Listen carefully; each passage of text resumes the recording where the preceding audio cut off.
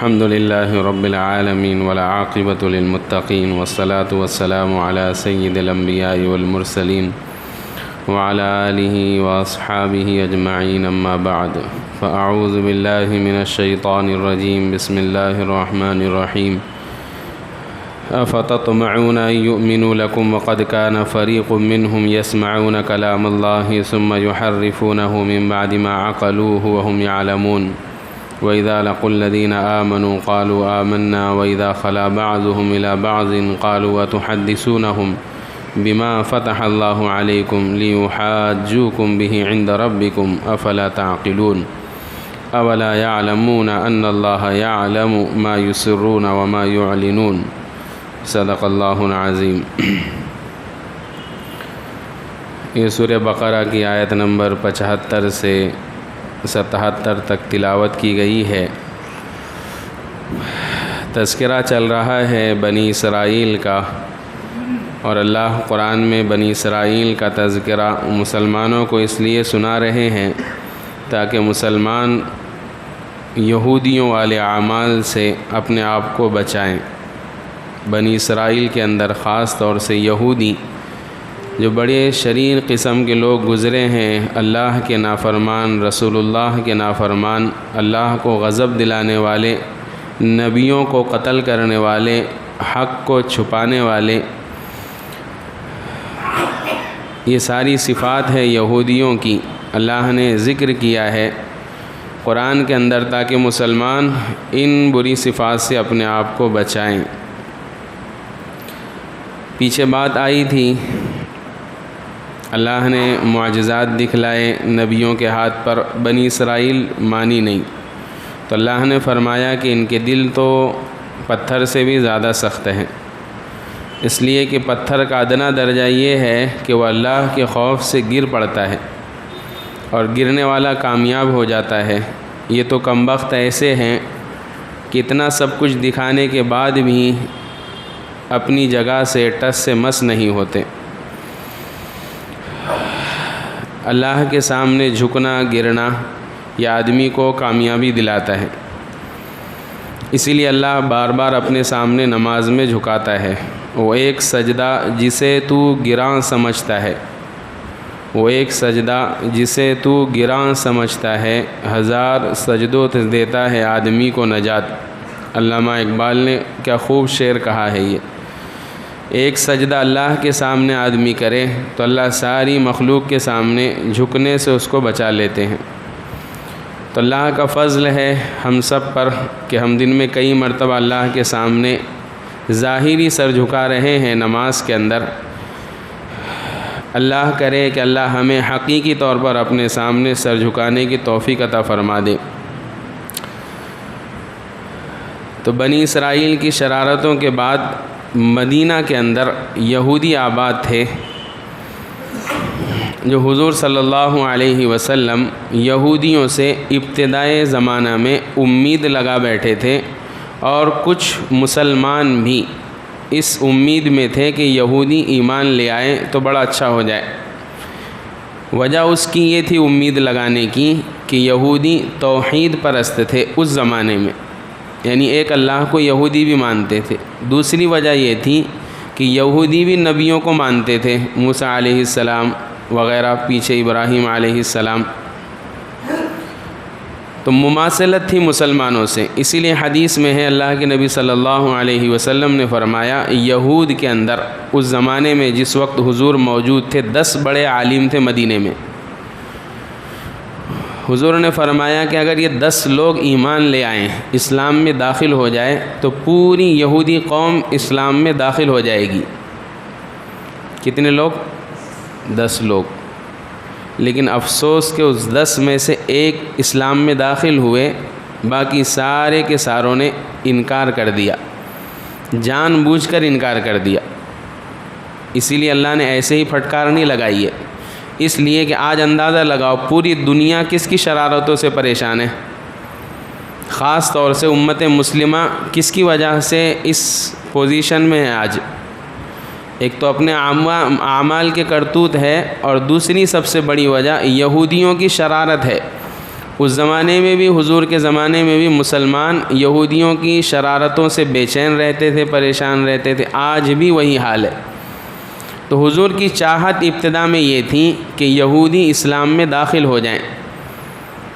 چنانچہ اسلام میں یہودی داخل ہو جائیں، اس کے لیے حضور جب مدینہ تشریف لائے نا، تو ابتدا میں قبلہ بھی حضور نے وہی اپنایا اللہ کے حکم سے جو یہودیوں کا تھا۔ قبلہ یعنی نماز جس کی طرف رخ کر کے پڑھی جاتی ہے، بیت المقدس مسلمانوں کا قبلہ تھا ابتدا میں جب حضور مکے سے مدینہ تشریف لائے۔ تقریباً 17 مہینے حضور نے بیت المقدس کی طرف ہی رخ کر کے نماز پڑھی۔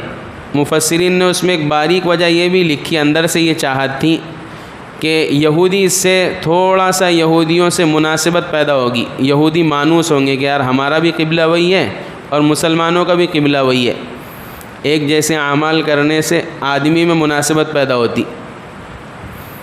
ایسی ایک روایت میں ہے کہ مشرکین مکہ اپنے سروں میں بالوں کے اندر بیچ میں سے مانگ نکالا کرتے تھے، اہل کتاب یعنی یہودی مانگ نہیں نکالتے تھے، وہ بالوں کو پیچھے لے جاتے تھے، پورے بال ایک ساتھ پیچھے۔ تو حضور صلی اللہ علیہ وسلم بھی ابتدا میں یہودیوں کو اپنے قریب لانے کے لیے اپنے بالوں میں مانگ نہیں نکالتے تھے، بالوں کو پیچھے لے جاتے تھے، تاکہ یہ دیکھے کہ جو نئے نبی آئے ہیں، جو اللہ نے بھیجا ہے، یہ تو ہمارے ساتھ ان کا رہن سہن بھی تقریباً ہمارے جیسا ہے۔ روزے کا مسئلہ تھا، یہودی عاشورے کا روزہ رکھتے تھے، مسلمانوں کو بھی حکم ہوا عاشورے کا روزہ رکھو۔ تو بہت ساری چیزوں میں مناسبت تھی۔ اتنا سب کچھ کرنے کے باوجود بھی یہودی اسلام میں داخل نہیں ہوئے۔ مسلمان یہودیوں سے ملتے تھے مدینہ کے اندر، تو دیکھتے تھے کہ ان کے اعمال ہمارے اعمال بہت سے ایک جیسے ہیں، تو امید لگا بیٹھے تھے کہ کتنا اچھا ہوتا یہ یہودی اسلام میں داخل ہو جاتے۔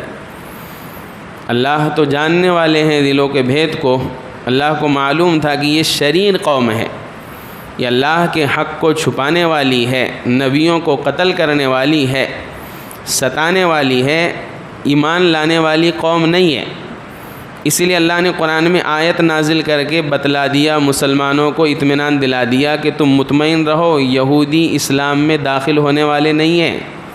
افتطمعون ان یؤمنوا لکم، کیا تم امید لگائے بیٹھے ہو کہ وہ تمہارے پر ایمان لے آئیں گے، یعنی وہ بھی تمہاری طرح اہل کتاب یعنی یہود اور نصارہ تمہاری طرح مسلمان بن جائیں گے۔ وقد کان فریق منہم یسمعون کلام اللہ، ان کی ایک جماعت، ان کا ایک فریق تو اللہ کا کلام سنتا ہے، ثم یحرفونہ من بعد ما عقلوہ، پھر اس کو سن کر سمجھتا بھی ہے، سمجھنے کے بعد جان بوجھ کر اس میں تحریف کر دیتا، اس کے الفاظ بدل دیتا۔ یہودیوں کی تحریف کہتے ہیں، حرف یحرف، تحریف کے معنی آتے ہیں الفاظ کو بدل دینا۔ ایک رہتا الفاظ تو وہی ہیں، معنی بدل دیے، اور ایک رہتا الفاظ ہی کو بدل دیا۔ تو الفاظ کو بدلنے کا نام ہے تحریف، اس کو تحریف لفظی کہتے ہیں۔ تحریف کی 2 قسمیں آتی، تحریف لفظی، تحریف معنوی۔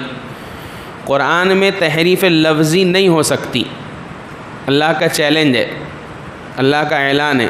1450 سال ہو گئے ہیں قرآن کو، حضور کو دنیا میں آئے، آج تک قرآن کا ایک لفظ بھی کوئی نہیں بدل سکا۔ کوششیں بہت کی مس پرنٹنگ کے نام پر کہ قرآن غلط چھاپ دیا، لیکن قربان جائیے تمہارے زکوٰۃ اور صدقات جو تم مدرسے والوں کو دیتے اور مدرسے والے حافظ بناتے، وہ حافظوں کے سینے میں قرآن رہتا، وہ سمجھ جاتے کہ یہاں زیر نہیں ہے، زبر ہے، یہاں پیش ہے، یہاں پر یہ حرکت نہیں ہے، فوراً اطلاع کر دیتے کہ یہ قرآن غلط چھپ گیا۔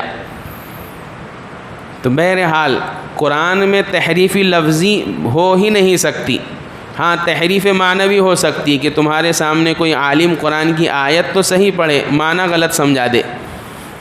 بنی اسرائیل میں بھی ایسا ہوا، مسلمانوں میں بھی ہو رہا۔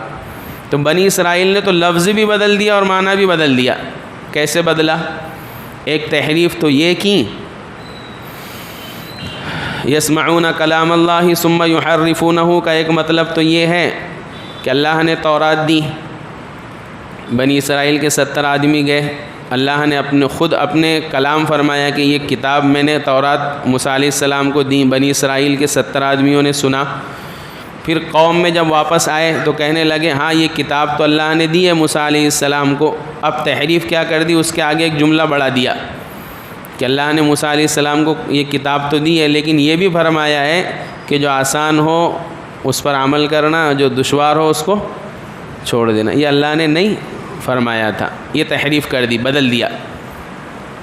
ایک تحریف تو یہ، دوسری تحریف یسمعون کلام اللہ، یہاں کلام اللہ سے ایک مطلب تو تورات، دوسرا مطلب کلام اللہ سے قرآن ہے، اللہ کا کلام سنتے ہیں اس میں تحریف کر دیتے ہیں، یہ تورات ہی مراد ہے، اللہ کا کلام سنتے اس میں تحریف کر دیتے ہیں۔ کس طریقے سے؟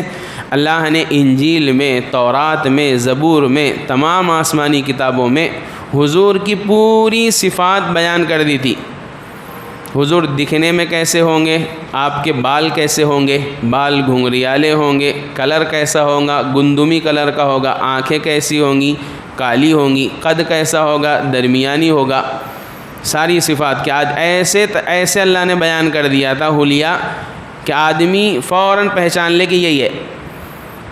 چنانچہ پہچان بھی لیا تھا بہت سے لوگوں نے، جب حضور مدینہ میں تشریف لائے تو یہودیوں نے پہچان لیا تھا کہ یہی ہے جن کا تذکرہ، اس لیے کہ یہودی پہلے دعا مانگا کیا کرتے تھے، آگے آئے گا پارے میں کیا دعا مانگا کرتے تھے، اللہ جو آنے والے نبی ہے ان کے صدقے میں ہمیں مشرکین پر فتح نصیب فرما، اللہ فتح دے دیتے، تو حضور کو پہچانتے تھے، آئے جب حضور مدینہ میں تب بھی پہچان لیا۔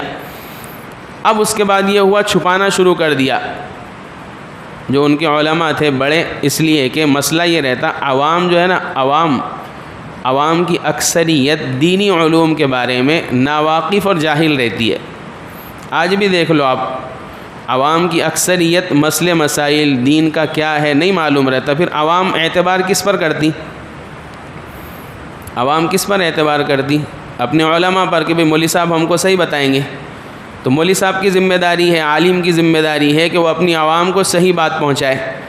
حضور مدینہ میں تشریف لائے، مدینہ کے اندر یہودی علماء موجود، ان کا کام تھا کہ بتلا دیتے۔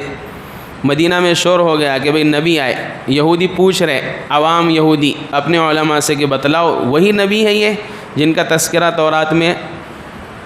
یہودیوں نے چھپا دیا، کہنے لگے نہیں یہ وہ نہیں ہے، تورات میں تو یہ لکھا ہوا ہے کہ وہ نبی لمبے قد کے ہوں گے، یہ تو درمیانی قد کے، یہ چھپا دیا، بدل دیا، یحرفون، تحریف کر دی۔ تورات میں تو یہ لکھا ہوا ہے وہ نبی بالکل سفید ہوں گے، ابیض، گندمی کلر کے نہیں ہوں گے، جیسے یورپ والے رہتے ایسے ہوں گے، وائٹ جس کو کہہ لیں، تو یہ چھپا دیا۔ حدیث میں تھا، تورات میں تھا کہ گندمی کلر کے ہوں گے، آنکھیں سفید ہوں گی، وہ بتلا دیا آنکھیں نیلی ہوں گی، بال گھنگریالے ہوں گے، بتلا دیا بال لمبے ہوں گے، سیدھے بال ہوں گے، تو پورا نقشہ ہی حضور کا بدل کر عوام کے سامنے پیش کر دیا۔ عوام نے جب دیکھا کہ نہیں یہ تو وہ نہیں ہے، تو ایمان لانے سے رک گئی۔ یہ ہے یہودیوں کی اس زمانے کی شرارت، یحرفون الکلم ثم یحرفونہ من بعد ما، ایسی اور بھی یہودیوں کی تحریف ہے۔ جیسے ایک تحریف تورات میں حکم تھا کہ مرد اور عورت شادی شدہ اگر زنا کر لے تو رجم کرو، یہی حکم قرآن میں بھی ہے۔ یہودیوں کے ایک یہودی سے زنا ہو گیا، حضور کی عدالت میں مقدمہ آیا، حضور نے فرمایا کہ ہم تمہاری کتاب سے فیصلہ کرتے ہیں، تمہاری کتاب میں کیا ہے؟ تو انہوں نے کہا ہماری کتاب میں تو یہ ہے کہ اگر زنا ہو جائے تو منہ پر کالک لگا دو اور شہر میں گھما دو، بات ختم۔ حضور نے فرمایا نہیں ایسا نہیں ہے تمہاری کتاب میں۔ عبداللہ ابن سلام رضی اللہ عنہ جو پہلے یہودی عالم تھے بعد میں مسلمان ہو گئے تھے، انہوں نے فرمایا یا رسول اللہ ایسا نہیں ہے، ان کو بولو تورات لے کر آؤ۔ تورات لے کر آئے، پڑھ کر سنا رہے، جب آیت پر پہنچے تو وہ آیت چھوڑ دیے، آیت کیا کر دی؟ چھوڑ دی۔ عبداللہ ابن سلام تورات کے عالم تھے، فرمایا نہیں جو چھوڑا اس کو بھی پڑھو۔ جب اس میں پڑھا تو پتہ چلا کہ اس میں بھی وہی حکم ہے جو قرآن میں ہے کہ زنا اگر ہو جائے شادی شدہ مرد اور عورت سے تو ان کو پھر سنگ سار کرنا ہے، پتھر مار مار کے ہلاک کرنے کا حکم ہے اگر اسلامی عدالت ہو، اسلامی نظام ہو تو اس میں بھی تحریف کر دی۔ مالداروں سے پیسے لے کر ان کا زنا معاف کرا دیتے تھے۔ مالدار سے زنا ہو گیا تو کیا کر لیتے تھے؟ ہماری رسید پھاڑ دو، تمہارا گناہ معاف۔ تو یہ تحریف کر رکھی تھی۔ اچھا یہ ایسا نہیں کہ انجانے میں، قرآن کہتا ہے سب جانتے تھے۔ چنانچہ اچھا منافقین بھی تھے مدینہ کے اندر، تو منافقین مشرکین بھی تھے اور منافقین میں یہودی بھی تھے۔ منافق کا کیا مطلب؟ منافق اپنے ظاہراً اپنے اسلام کو، ایمان کو ظاہر کرے کہ بھئی میں بھی مومن ہوں، اور اندر سے چھپا رہے کہ میں مومن نہیں ہوں، میں تو یہودی ہوں، میں تو کافر ہوں، میں تو مشرک ہوں۔ تو جیسے مشرکین میں منافقین تھے مدینہ کے اندر، ایسی یہودیوں میں بھی کچھ منافقین تھے، ان کا بھی تذکرہ ہے۔ وَإِذَا لَقُوا الَّذِينَ آمَنُوا قَالُوا آمَنَّا۔ وہ یہودی منافقین مسلمانوں سے ملتے تو یوں کہتے ہیں کہ ہم بھی مومن بن گئے۔ کیا بن گئے؟ ہم بھی مومن، ہم بھی تمہارے جیسے۔ چنانچہ خوش ہو جاتے مومن کہ چلو ایک یہودی اسلام میں داخل ہو گیا، ملنے جلنے والا ہو گیا۔ وَإِذَا خَلَا بَعْضُهُمْ إِلَىٰ بَعْضٍ۔ پھر اس کے بعد اب وہ اپنے دوسرے یہودی سے ملاقات کرتا تنہائی میں، تو دوسرا یہودی اس سے کہتا کیوں رے تو مسلمان سے مل کر آیا؟ بولے ہاں مل کر آیا۔ کیا بات کی اس سے تو نے؟ تو کہنے لگا اس سے میں نے بات کی، میں نے اپنا ایمان ظاہر کرنے کے لیے اس کو وہ بتلا دیا جو تورات میں لکھا ہوا تھا۔ کیا بتلایا تو نے اس کو؟ کہ اس کو یہ بتلا دیا کہ جس نبی پر تم ایمان لائے ہو نا مسلمانوں، یہ وہی نبی ہے جس کا تورات میں ذکر ہے۔ ہم تورات پڑھتے ہیں، ہمیں معلوم ہے کہ یہ وہی حلیہ ہے، یہ وہی صفات ہے جو نبی تمہارے محمد صلی اللہ علیہ وسلم آئے ہیں، لہذا تم بروبر ایمان پر جمے رہو، ہم بھی تمہارے ساتھ مومن ہیں۔ تو وہ تو حقیقی مومن تھے، یہ اپنے آپ کو ایمان والا ظاہر کرنے کے لیے تورات کی سچی باتیں کبھی کبھی بتلا دیتے تھے۔ ارے اپنے میں بھی منافقین رہتے نا جو غیروں کو جا کر مخبری کرتے، تو وہ غیروں کی باتیں بھی اپنے کو اندر بیٹھ کر بتلاتے۔ کیوں بتلاتے؟ تاکہ اپنے سے کچھ بات نکالیں، تو آدمی کو اعتبار ہو جاتا کہ اپنے ہی آدمی دکھ رہا۔ تو ایسے تو وہ ظاہر کر دیتے۔ تو جو دوسرے یہودی رہتے وہ کہتے کم بختو، تم نے یہ کیوں بتلا دیا ان کو کہ تورات میں حضور صلی اللہ علیہ وسلم کی یہ صفات لکھی ہوئی ہے، تمہارے بتلانے کی وجہ سے یہ وبال ہوگا۔ لِيُحَاجُّوكُمْ بِهِ عِنْدَ رَبِّكُمْ، کل قیامت کے دن تمہارے رب کے پاس اس بات کو لے کر حجت کریں گے یہ کہ دیکھو اللہ، انہوں نے حضور کی صفات ہم کو بتلائی تھی، پھر ایمان میں داخل نہیں ہوئے، تو ہمارے خلاف کھڑے ہو جائیں گے، بتلانا نہیں چاہیے تھا۔ افلا تعقلون، وہ دوسرے یہودی ان سے کہتے کہ تمہیں عقل نہیں ہے، سمجھتے نہیں۔ چھپانا چاہتے تھے، جس کو اپن آسان میں زبان میں کہو تو کیا کہتے تھے؟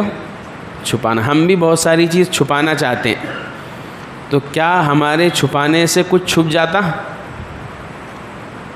ہمارے چھپانے سے کیا چھپانے سے؟ راز چھپانے سے۔ ہمارے کوئی راز ہم نے چھپایا، جیسے ہم بھی چھپاتے نا، جن کے پاس پہلے کمپیوٹر رہتے تو ایک بنایا اس نے new folder, new folder, new folder, new folder, پھر نیو کے اندر پھر جا کے پتہ چل رہا، تو سادہ آدمی بیٹھتا کمپیوٹر میں تو دیکھتا ہے نیو فولڈر ہے، ایمپٹی لکھے ہوا ہے، خالی ہے کر کے، پھر جاتا۔ تو جو ماہر رہتا وہ پتہ چلتا کہ اس نیو فولڈر کے اندر جو چھپے ہوا ہے 10واں فولڈر، اس میں کچھ ہے۔ پکڑ لیا کہ نہیں پکڑ لیا ماہر نے؟ اس زمانے میں بھی چھپاتے ہیں ہم، پاس ورڈ لگا کے چھپا رہے۔ موبائل مانگو کسی کو، مولوی صاحب دو موبائل، پاس ورڈ لگے ہوا، کیوں چھپا رہے بھائی؟ کیا ہے تمہارے موبائل میں؟ پوری دنیا کا خزانہ ہے؟ نہیں، ذرا تمہاری سرچ ہسٹری بتاؤ۔ چھپا رہے کہ نہیں چھپا رہے؟ تو ایسی بہت ساری چیزیں ملے گی آپ کو جو ایک انسان دوسرے سے چھپانا چاہتا ہے۔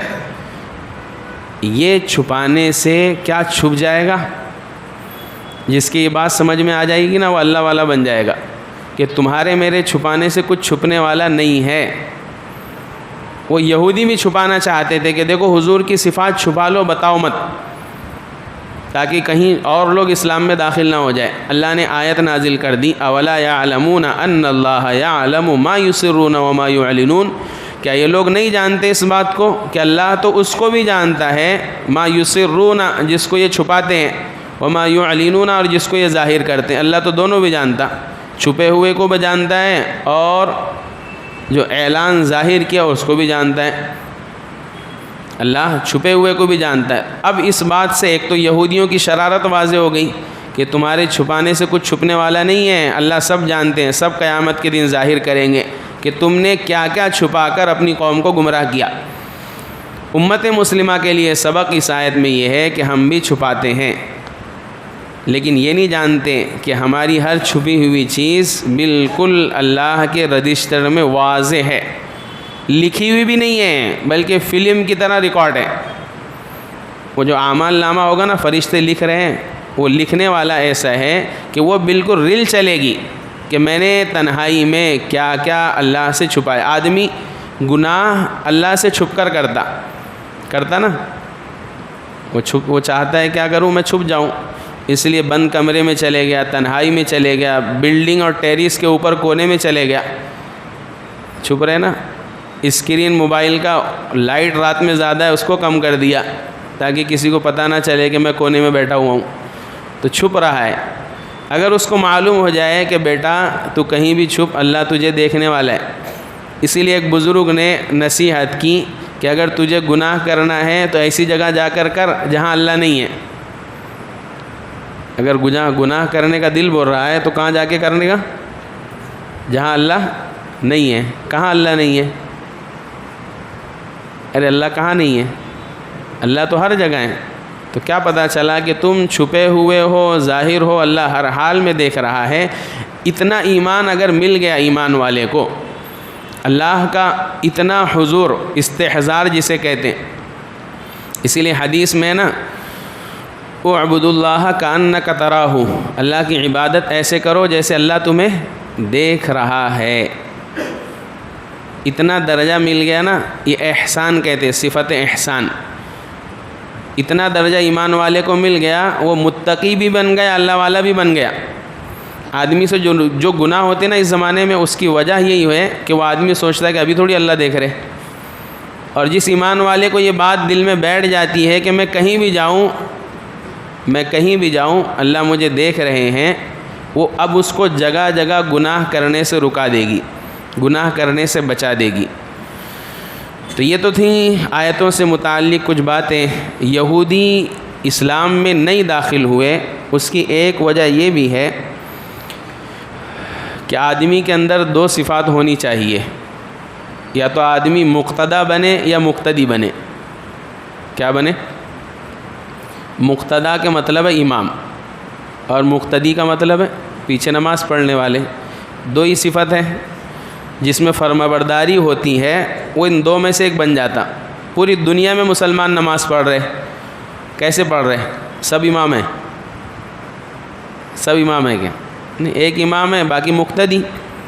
تو مقتدی اور مقتدی سے مسئلہ حل ہو جاتا ہے۔ یا تو مقتدی بن جاؤ، اپنے اندر صلاحیت پیدا کرو، عالم بنو، حافظ بنو، اور اس طریقے سے دین کا علم حاصل کرو، محنت کرو، جیسے ڈگریاں لیتے ہو ایسے دین کی بھی ڈگریاں لو، مقتدی بن جاؤ گے، امام بن جاؤ گے۔ تو مقتدی بن جاؤ تو پھر تمہارے پیچھے آٹومیٹک لوگ مقتدی بن جائیں گے کہ بھئی ان کو زیادہ آتا ہے، ان کو آگے بڑھاؤ، ہم پیچھے رہیں گے۔ مولوی صاحب تم آگے بڑھو، ہم تمہارے پیچھے۔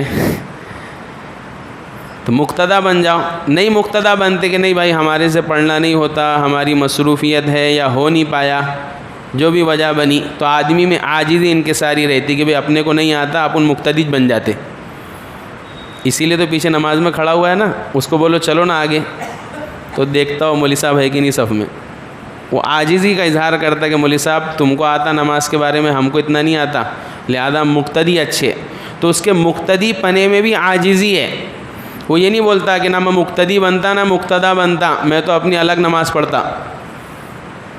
ایسا ہے کہ کہیں جو الگ نماز پڑھتا یا نماز چھوڑ کر بھاگ جاتا، لوگ بھی اس کو ترچھی نگاہ سے دیکھتے کہ یہ کیا لگایا تو نے، اسلام کا نظام مقتدی بننے کا ہے، تو دونوں سے ہٹ گیا، اپنی اکیلے نماز پڑھ رہا۔ تو یہ غلط بات ہے۔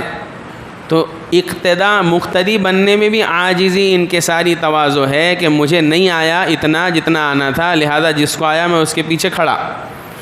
یہودیوں کے اندر دونوں بھی بات نہیں تھی۔ مقتدی تو اس لیے نہیں بن پائے، نبیوں کا قاتل، اللہ کی باتوں کو چھپانے والا، رسول کو ستانے والا، یہ کیسے مقتدی بنے گا؟ اپنے زمانے میں کوئی عالم صاحب سگریٹ بھی پی رہے اور گانے بھی گا رہے، واک مین بھی لے کے گھوم رہے، یعنی جیسے دوسرے رہتے پٹے ویسے یہ بھی رہ رہے. تو جیسے مصلی پہ جاتے پورا محلہ اصلی امام کو ٹوکنے لگتا. ارے ہے کہ نہیں ہے؟ ایسا ایرا غیرہ نہ. تو عالم ہے مولوی صاحب ایک مثال جیسا، لیکن وہ عالموں کی طرح رہ نہیں رہے. تو جب وہ مصلی پر جاتے نا تو کچھ لوگ یہ مسجد چھوڑ کر دوسری مسجد میں چلے جاتے کہ ہم کو یہ مقتدا پسند نہیں ہے. تو مقتدا تو بننے سے رہے یہودی. کیوں؟ نبیوں کو قتل کرنے والے کو کیسے مقتدا بنا دیں گے، امام بنا دیں گے؟ رسول کو ستانے والے کو کیسے مقتدا اور امام بنا دیں گے؟ تب ان کا کام تھا کہ حضور آئے تو مقتدی بن جانا. لیکن مقتدی کیوں نہیں بنتا آدمی؟ تکبر کی وجہ سے، عناد کی وجہ سے، دل کی خرابی کی وجہ سے. تو یہودیوں کا کام تھا کہ بھئی ہم مقتدا بننے کے لائق نہیں رہے، تو لاؤ مقتدی ہی بن جاتے ہیں حضور پر ایمان لا کر. وہ بھی نہیں بنے. کیوں نہیں بنے؟ پھر اپنی الگ نماز شروع کر دی انہوں نے، نہیں ہم حضور پر ایمان نہیں لاتے، ہم اپنا الگ ہی رہیں گے. تو جو نہ مقتدی بنے، نہ مقتدا بنے، نہ مقتدی بنے، ایسا آدمی مردود ہو جاتا. تو اللہ نے بھی کیا کر دیا؟ یہودیوں کو مغضوب اور مردود کر دیا کہ پھر ہم کو بھی تمہاری ضرورت نہیں. جب تم ہماری جماعت میں نہ مقتدی نہ مقتدا، یعنی نہ امام نہ مقتدی بن رہے، اکیلے پڑھ رہے، تو تم اکیلے ہی رہو. اللہ نے بھی کیا کر دیا؟ ان کو پھر خارج کر دیا اور ان پر اپنی لعنت برسا دی، قیامت تک کے لیے لعنت برسا دی. اور جو مقتدا اور مقتدی ہیں ان کو سمجھا دیا کہ تم نے مت شروع کرنا الگ نماز. کیا مطلب؟ یعنی تم نے ایسا نہیں کرنا کہ نہیں، جیسے مسلمانوں میں کچھ لوگ نہیں بھائی اپنے کو کسی سے کوئی مطلب نہیں، اپن نماز بھی نہیں پڑھتے، اپن روزہ بھی نہیں رکھتے، اپن علماء کے چکر میں پڑھتے نہیں. تو ٹھیک ہے نماز تو پڑھ پیچھے، تو نہیں نماز بھی نہیں پڑھتے اپن، تو نہ مقتدی بن رہا نہ مقتدا بن رہا. آج بھی اگر ایسی صفت ہے یہودیوں والی، اللہ نے قرآن میں یہ واقعات بتلا ہی اس لیے کہ تم وہ صفات مت اپناؤ، عاجزی انکساری کر لو کہ آ جاؤ. اگر تم آج بھی مسلمانوں سے ہٹ کر رہو گے، جدا ہو کر رہو گے، الگ ہو کر رہو گے، تو تم پر بھی اللہ کی لعنت برسے گی. تم بھی اسی وعید کے مستحق بن جاؤ گے جس کے بنی اسرائیل اور جس کے اہل کتاب مستحق بنے تھے. چنانچہ یہودیوں کا تو یہ حال ہے، ایمان لائے نہیں، اور قیامت تک یہودی ایمان نہیں لائیں گے. قیامت تک یہودی، مسئلہ کیا ہے؟ یہودی کیوں نہیں ایمان لائیں گے؟ یہودی اس لیے ایمان نہیں لائیں گے، یہودی نسلی مذہب ہے. نسلی مذہب کا مطلب یہ ہے کہ یہودی اپنے مذہب کی دعوت نہیں دیتے کسی کو. وہ بولتے جو ہمارے میں پیدا ہوا وہی ہمارا ہے، جو ہمارے میں پیدا ہوا وہی ہمارا ہے. باہر والا اس کو ایکسیپٹ نہیں کرتے جلدی وہ، اور اگر کرے بھی نا تو اس کو ضرورت پورتا کرتے، یوز اینڈ تھرو والا. جیسے اس زمانے میں یہودیوں نے عیسائیوں کو ایکسیپٹ کر کے رکھا مجبوری کی بنا پر، اس لیے کہ مال اور دولت عیسائیوں کے پاس زیادہ ہے. جیسے اسرائیل کی مثال لے لو، چھوٹا سا ملک ہے لیکن ساری دنیا کے عیسائی سپورٹ کر رہے. حالانکہ عیسائیوں اور یہودیوں کی خود آپس میں بہت بڑی دشمنی ہے، لیکن انہوں نے مسلمانوں کے خلاف ورغلا کر آپس میں اتحاد کر لیا کہ اپن پہلے مل جاتے ہیں بعد میں دیکھیں گے. تو مجبوری میں عیسائیوں کے ساتھ کھڑے ہوئے ہیں، ورنہ عیسائیوں سے یہودیوں کی بالکل نہیں بنتی، دونوں آپس میں بڑے سخت دشمن ہیں. تو مجبوراً لے لیں گے ساتھ کسی کا، ورنہ حقیقتاً یہودی اپنے مذہب کی تبلیغ نہیں کرتے، نسلی مذہب ہیں، اسی لیے وہ کسی کو نہیں بولتے ہمارا بنو. ہم مسلمانوں کا مذہب اسلام جو ہے یہ تبلیغی مذہب ہے. کون سا مذہب ہے؟ خود بھی مسلمان بنو، جب بن گئے جو چیز تم نے سیکھ لی وہ چیز اپنے دوسرے مسلمان کو سکھاؤ. اس نے بھی سیکھ لیا، اپنے پڑوس میں غیر رہتا ہے اس کو بتلاؤ، عیسائی رہتا ہے اس کو بتلاؤ، یہودی رہتا ہے تمہارا کام یہ ہے کہ تمہارا جتنے لوگوں سے ملنا جلنا ہے، تم مسلمان بن گئے، ایمان کی دولت تمہیں مل گئی، تو تمہارا کام ہے کہ اس ایمان اور اسلام کا تعارف، اس ایمان اور اسلام کی تبلیغ دوسرے کو بھی کرو. اگر تم تبلیغ نہیں کریں گے تو وعید میں آ جائیں گے. مسلمان اگر اپنے اسلام کی تبلیغ نہیں کرے گا، اپنا اسلام اس کی خوبیاں دوسروں کو نہیں بتلائے گا، تو ایسے لوگ اللہ کو محبوب نہیں ہے، پسند نہیں ہے، ناپسند ہے. تو بہرحال یہودی تو اسلام میں داخل ہونے سے رہے قیامت تک اسلام میں، الا ماشاء اللہ کوئی آ جائے تو آ جائے، ورنہ اکثریت یہودیوں کی نہیں آئے گی.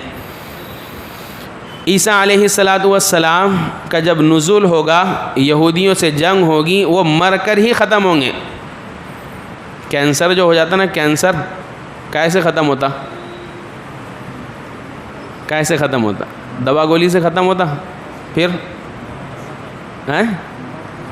ارے کاٹ دینا پڑتا ہوتا. گال میں کینسر ہوگا تو کاٹ دو اس کو، پیٹ میں کینسر ہوگا کاٹ دو، اتنا ٹکڑا کاٹ کر پھینک دیں گے، اب باڈی صحیح ہو گئی. تو یہودیوں کینسر کی مثال ہے ان کی. عیسیٰ علیہ السلام کینسر کے لیے دنیا میں ڈاکٹروں کے پاس علاج ہے، چھری کینچا سوئی. اور اسلام میں جب کینسر ہو جاتا تو اسلام میں کینسر کا علاج جہاد ہے. کیا ہے؟ جہاد بری چیز نہیں ہے بھائی. کینسر ہو گیا، ایسے لوگ جنہوں نے دوسروں کا جینا مشکل کر دیا، اسلام کہتا ہے ختم کر دو ان کو، اب ان سے لڑو. تو خیر عیسیٰ علیہ السلام کا نزول ہوگا، یہودیوں سے جہاد ہوگا.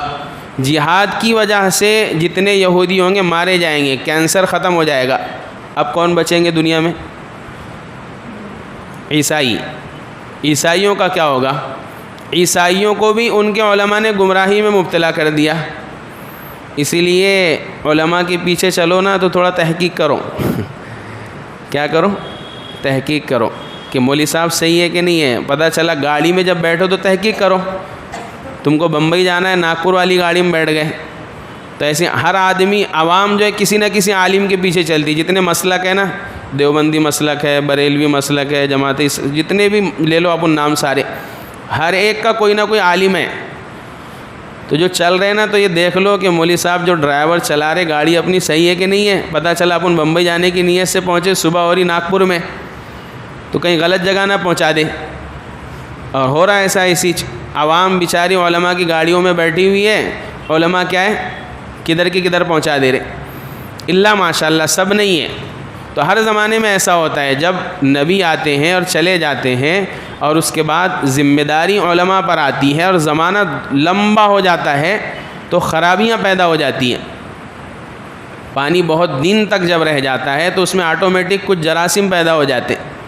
تو ایسے امت میں کوئی نبی نہیں آیا، زمانہ گزر گیا تو خرابیاں پیدا ہو جاتی ہیں. اللہ نے اس امت پر یہ رحم فرمایا، نبی تو چلے گئے لیکن مجددین پیدا فرماتے رہتے اللہ، جو دین میں خرابیوں کو دور کرتے رہتے ہیں علماء کی شکل میں. تو علماء میں اچھے بھی ہوتے ہیں، علماء میں برے بھی ہوتے ہیں، اس سے کوئی انکار نہیں. تو ہم یہ کہہ رہے تھے کہ یہودی علماء نے تو یہودیوں کا ناش کر دیا، ایمان سے لانے سے روک دیا، قیامت تک نہیں لائیں گے، اللہ نے بتلا دیا. اللہ ماشاء اللہ. عیسائیوں کا کیا ہوگا؟ عیسائیوں کو بھی ان کے علماء نے گمراہی میں ڈال دیا. ایک فارمولہ بتلایا کہ کوئی بھی گناہ کرو، نذرانہ پیش کرو، گناہ معاف. نذرانہ پیش کرو، گناہ معاف. ان کے یہاں یہ معاملہ ہے. اور اگر کسی نے گناہ کر دیا، اس کو کچھ وعیدیں بتلاؤ تو کہنے لگتا ہے کہ ہم سب کے گناہوں کا کفارہ نعوذ باللہ عیسیٰ علیہ السلام نے ادا کر دیا. سولی پہ کائے کو چڑھے تھے؟ ہو سولی پہ عیسیٰ علیہ السلام کائے کو چڑھے تھے؟ اسی لیے چڑھے تھے کہ ہمارے گناہوں کی طرف سے کفارہ ہو گیا. ہم کچھ بھی کریں دنیا میں، ہم کو کوئی گناہ ہونے والا نہیں ہے. اور جو چھوٹا موٹا ہو بھی جاتا تو وہ پیسے دے کر ان کا بھی گناہ معاف ہو جاتا. ان کے لوگوں نے بھی گمراہی میں ڈال دیا ان کو. لیکن عیسائیوں کا کیا ہوگا؟ عیسیٰ علیہ السلام جب آئیں گے تو قرآن کہتا ہے 6 پارے کے اندر ہے، وہ تو اپنا ان کے نبی ہے نا عیسیٰ علیہ السلام. عیسیٰ علیہ السلام کہیں گے کہ تم جس نبی کو یہ سمجھتے تھے کہ سولی پر چڑھا دیے گئے، سولی پر نہیں چڑھائے تھے. اللہ نے اپنی قدرت سے آسمانوں میں اٹھا لیا، اب مجھے نازل کیا ہے. عیسیٰ علیہ السلام اپنی ساری صفات، اپنی ساری باتیں بتلائیں گے. تو روایت میں ہے کہ عیسائیوں کی اکثریت عیسیٰ علیہ السلام پر ایمان لے آئے گی. عیسائیوں کی اکثریت عیسیٰ علیہ السلام پر ایمان لے آئے گی. تو یہودی ختم ہو گئے، عیسائی اکثر ایمان لے کر آ گئے. دنیا میں سارے کے سارے کیا ہوں گے؟ مسلمان. اب تم کہے گے کہ پھر غیر ایمان والے، غیر مسلم، یہ کوئی آسمانی مذہب نہیں ہے. جب قرب قیامت کا زمانہ آئے گا تو اللہ تبارک و تعالی خود ہی ان تمام مذاہب کو جو ناحق ہے، اسلام کی نظر میں صحیح نہیں ہے، اللہ ان کو اپنی قدرت سے ختم فرما دیں گے. جو بڑے آسمانی مذہب ہے یہودی اور عیسائی، اللہ اس کے ساتھ یہ معاملہ فرمائیں گے جو ہم نے ابھی ذکر کیا. تو بہرحال خلاصہ کلام یہ ہے کہ اللہ قرآن کے اندر یہودیوں کی شرارتیں، یہودیوں کی بدتمیزی، یہودیوں کا نبیوں کو ستانا یہ ذکر فرما کر یہودیوں کا حق بات کو چھپانا، یہ ذکر فرما کر امت کو یہ بتلانا چاہتے ہیں کہ تم ان شرارتوں سے، ان بیماریوں سے اپنے آپ کو بچاؤ، تاکہ کہیں ایسا نہ ہو کہ ان جیسے اعمال کر کے تم بھی اللہ کی نظروں میں مغضوب بن جاؤ۔ تو اللہ سے دعا ہے کہ اللہ ہم سب کو یہودیوں کی تمام بیماریوں سے محفوظ فرمائے۔ سبحان اللہ بحمدہ، سبحانک اللہم وبحمدک، ونشہد ان لا الہ الا انت، سبحان ربک رب العزۃ عما یصفون، وسلام علی المرسلین۔